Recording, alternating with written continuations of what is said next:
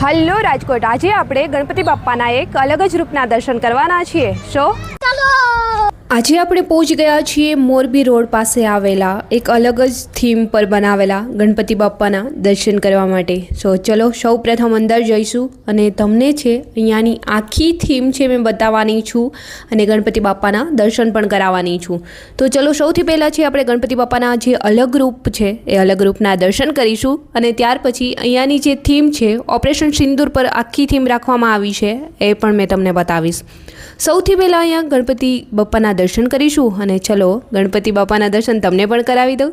તો આર્મીના ડ્રેસમાં ગણપતિ બાપ્પા કેવા લાગી રહ્યા છે અને આ થીમ પર તમે શું કહેશો કમેન્ટ સેક્શનમાં કમેન્ટ્સ કરીને જરૂર જણાવજો.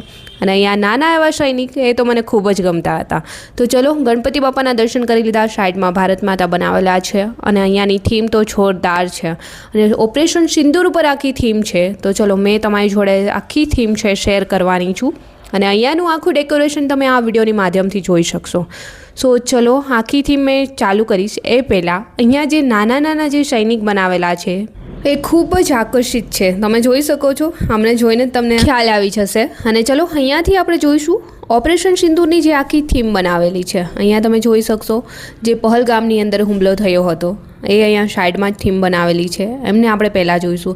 અને અહીંયા પહોંચીને જે પહેલું દ્રશ્ય જોઈએ છે ને તો ત્યાં જોતાં જ આપણને બધા દ્રશ્યો ફરી આપણને નજર સામે દ્રશ્યમાન થવા લાગશે. કેમ કે અહીંયાની થીમ છે ને પહેલું આ તમે સીન જોઈને જ તમને લાગશે કે ના ખરેખર કે પહલગામમાં જે હુમલો થયો હતો એ યાદ તાજી થઈ ગઈ. અને હા, આપણે એ ક્યારે પણ ભૂલી ન શકીએ. અને અહીંયા એક એક રડાર એક દ્રશ્યો છે એ દ્રશ્યમાન કરવામાં આવ્યા છે. તો ચલો આ વિડીયોના માધ્યમથી તમારી જોડે મેં શેર કરીશ.